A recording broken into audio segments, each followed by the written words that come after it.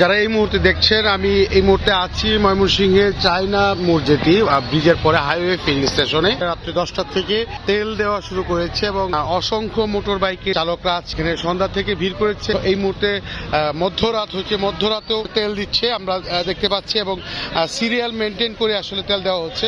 আমরা দেখতে পাচ্ছি বিভিন্নভাবে তারা যে লাইন মেনটেন করার যে ব্যাপারটি তারা দড়ি দিয়ে বেঁধে রেখেছে এবং এখানে সন্ধ্যা থেকে প্রচন্ড রকম ভিড় ছিল। আমরা দেখতে পাচ্ছি যে সেই ভিড়ের ভিতরে প্রত্যেকটা মানুষ আসলে হাইওয়ে ফিলিং স্টেশনের সামনে পেট্রোল পাম্পে যারা কর্মচারী আছে মালিক আছে তারা এখানে তেল দিচ্ছে। আমরা দেখতে পাচ্ছি যে সাইকেল নিয়ে সবাই এসেছে বিভিন্ন জায়গা থেকে, প্রায় অনেকে আছে 3-4 ঘন্টা পর্যন্ত এখানে লাইনে দাঁড়িয়ে আছে। তেল কিভাবে দিতেছে এবার আমরা দাঁড়ানো দরকার আছে ভাই, অনেক কষ্ট করে ধাক্কা ধাক্কি করে গাড়ি এই যে ভাঙিয়ে গেছে, খুব কষ্ট করে ঢুকলাম ভিতরে।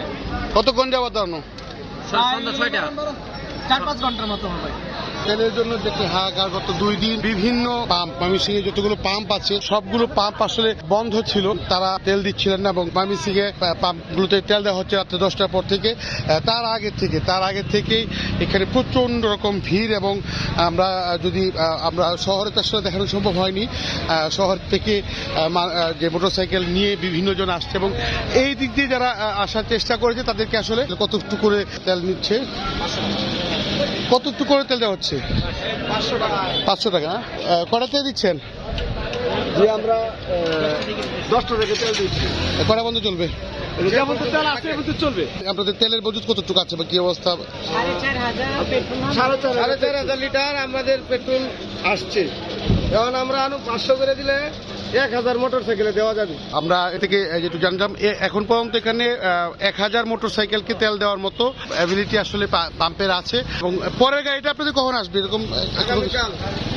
আগামীকালকে মানে এখনো গাড়ি যায় না। আমরা এখানে দেখার চেষ্টা করছি যে এখানে আসলে প্রত্যেক মোটরসাইকেল চালক 500 টাকা করে পেট্রোল দিতে পারছে।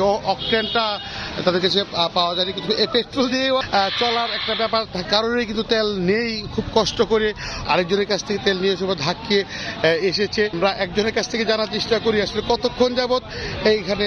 আপনি কতক্ষণ যাবত এখানে আছেন? আমি 2.5 ঘন্টা 3 ঘন্টা যাবত এখানে আছি। এই পর্যন্ত আসতে আমার 3 ঘন্টা সময় লাগছে। এরপর যখন তেলটা ঢুকতে পারছেন কেমন লাগতেছে আপনাকে? আমার গাড়ির ইন্ডিকেটার এটা সেটা সব ভাঙে শেষ। আচ্ছা, আমরা দেখছি যে অনেক ধাক্কা ধাক্কি করে আসলে ওনারা ঢুকছে। মানে এটি একটা হঠাৎ করে কি একটা পরিস্থিতি সৃষ্টি হয়েছে এবং ময়মনসিংহ শহরে তেলের যে সংকট, শুধু ময়মনসিংহ না সারা বাংলাদেশে আসলে তেলের এই সংকটটা একটা দেখা দিয়েছে। একটি বিষয় যে এই ফিলিং স্টেশন থেকে একটি নোটিশ জারি করেছে যে প্রয়োজনীয় অতিরিক্ত জ্বালানি সংগ্রহ বা ক্রয় না করার জন্য। এটি আসলে যারা মোটরসাইকেল আরোহী আছে বা মোটরসাইকেল মালিক আছে তাদের আসলে এটি খুব ভালো করে বিবেচনায় রাখা উচিত। যেহেতু একটি সংকট দেখা দিয়েছে, সেই সংকটের জায়গা থেকে আমাদেরও বা যারা মোটরসাইকেলের মালিক আছে বা মোটরসাইকেলের আছে আমরা আসলে অতিরিক্ত রকম তেল নেওয়ার চেষ্টা করি এবং এই জায়গা থেকে আমাদের প্রত্যেকেরই নিজস্ব একটি অবস্থান রাখা উচিত। এই ছিল মোটামুটি ভাবে ময়মনসিংহের তেলের যে একটি পরিস্থিতি।